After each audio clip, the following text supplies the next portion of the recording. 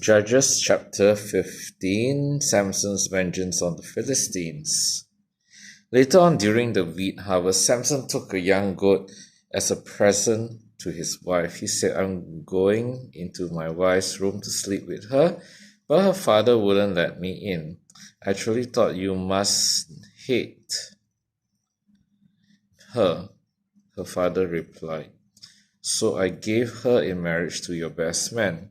But look, her younger sister is even more beautiful than she is. Marry her instead."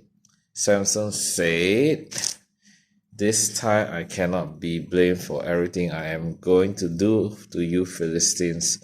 Then he went out and caught 300 foxes.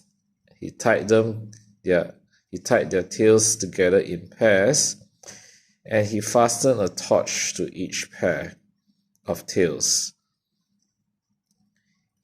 Then he lit the torches and let the foxes run through the grain fields of the Philistines. He burned all their grain to the ground, including the sheaves and the uncut grain. He also destroyed their vineyard and olive groves. "Who did this?" the Philistine demanded. "Samson," was the reply, "because his father-in-law from Timnah gave Samson's wife to be married to his best man." So the Philistines went and got the woman and her father and burned them to death.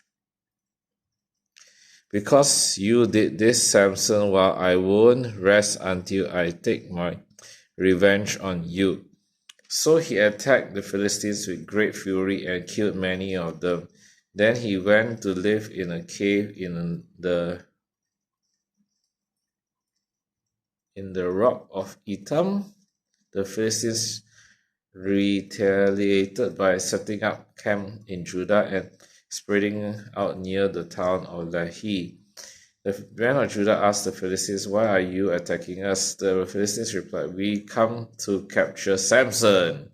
We come to pay him back for what he did to us." So 3,000 men of Judah went down to get Samson at the cave in the rock of Etam. They said to Samson, "Don't you realize the Philistines rule over us? What are you doing to us?" But Samson replied, "I only did to them what they did to me." But the men of Judah told him, "We have come to tie you up and hand you over to the Philistines." "All right," Samson said, "but promise that you won't kill me yourself." "We will only tie you up and hand you over to the Philistines." They replied, "We won't kill you." So they tied him up with 2 new ropes and brought him up from the rock. And as Samson arrived at Lehi, the Philistine came shouting in triumph, but the Spirit of the Lord came powerfully upon Samson, and he snapped the ropes on his arms as if they were burnt strands of flax, and they fell from his wrists. Then he found the jawbone of a recently killed donkey. He picked it up and killed 1,000 Philistines with it. Then Samson said, "With the jawbone of a donkey I piled them in heaps.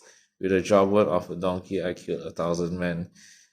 When he finished his boasting, he threw away the jawbone, and the place was named Jawbone Hill. Samson was now very thirsty, and he cried out to the Lord, "You have accomplished this great victory by the strength of your servant, but must I now die of thirst and fall into the hands of these pagans?" So God caused water to gush out of a hollow in the ground at Lehi, and Samson was revived as he drank. Then he named that place the spring of the one who cried out, and it is still in Lehi to this day. Samson judged Israel for 20 years during the period when the Philistines dominated the land. This is the word of God.